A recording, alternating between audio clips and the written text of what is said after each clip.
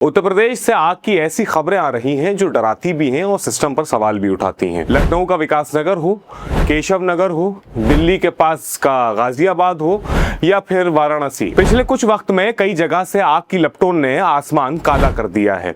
कहीं short circuit है, कहीं कूड़े का ढेर है, तो कहीं सरकारी लापरवाही की इंतहा है। आज के इस वीडियो में विस्तार से बात करेंगे कि आखिर यूपी के इन शहरों में क्या क्या हुआ है और नुकसान कितना गहरा है।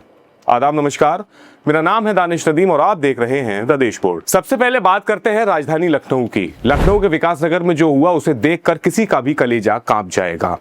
यहाँ सेक्टर 14 के पास कोकरेल बंधे के किनारे बसी एक बड़ी झुग्गी बस्ती में भीषण आग लग गई। देखते ही देखते करीब 250 से ज्यादा घर जलकर राख हो गए। मंजर ऐसा था कि हवा के साथ आग की लपटें इतनी तेजी से फैली कि लोगों को संभलने का मौका तक नहीं मिला। ऊपर से मुसीबत यह हुई कि इन झुग्गियों में रखे छोटे गैस सिलेंडर एक एक करके फटने लगे। करीब 15-20 धमाकों ने पूरे इलाके को दहला दिया।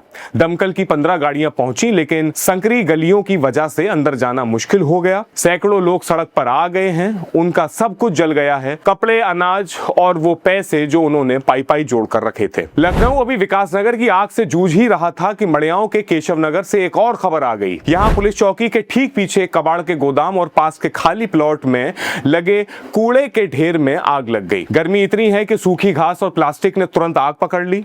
गनीमत ये रही कि दमकल की गाड़ियों ने वक्त रहते इसे कंट्रोल कर लिया, वरना पास ही रिहायशी इलाका और अस्पताल भी थे। लेकिन सवाल वही है कि घनी आबादी के बीच ऐसे कबाड़ के गोदाम और कूड़े के ढेर आखिर क्यों हैं, जो किसी भी दिन बड़े हादसे को दावत दे सकते हैं। अब थोड़ा आगे चलते हैं गाजियाबाद की तरफ। गाजियाबाद के इंदिरापुरम के पास कनावनी के पुश्ता रोड पर भी आग ने तांडव मचाया है। यहाँ भी एक झुग्गी बस्ती इसकी चपेट में आ गई है। करीब 200 से ज्यादा झुग्गियां जल गई हैं।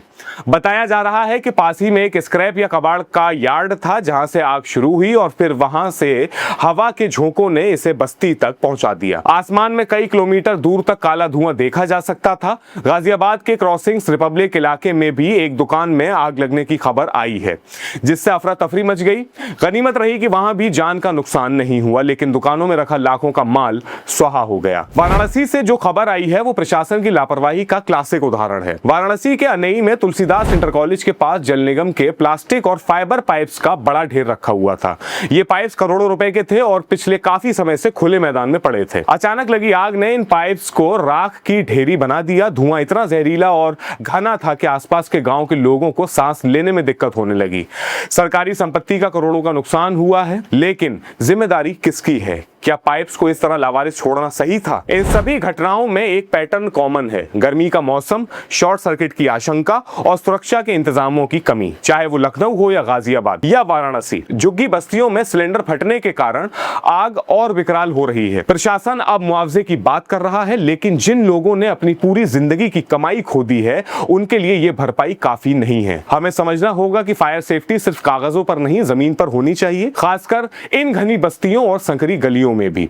इन सभी मामलों में जांच के आदेश दे दिए गए हैं। सारी जांच एजेंसियां इन पर जांच कर रही हैं। लखनऊ में भी, गाजियाबाद में भी, वाराणसी में भी। गौरतलब और देखने वाली बात यह होगी कि अब जांच में क्या निकल करके आता है, लेकिन नतीजा क्या निकलेगा ये वक्त ही बताएगा। अगर आपको ये रिपोर्ट अच्छी लगी हो तो इसको ज्यादा से ज्यादा शेयर कीजिएगा। आग के लिए, गर्मी का मौसम है, आग के लिए जितना ज्यादा हो सके अवेयरनेस फैलाने की कोशिश करें और द देश बोर्ड को सब्सक्राइब करें। अपना बहुत ख्याल रखें। बहुत शुक्रिया। जय हिंद।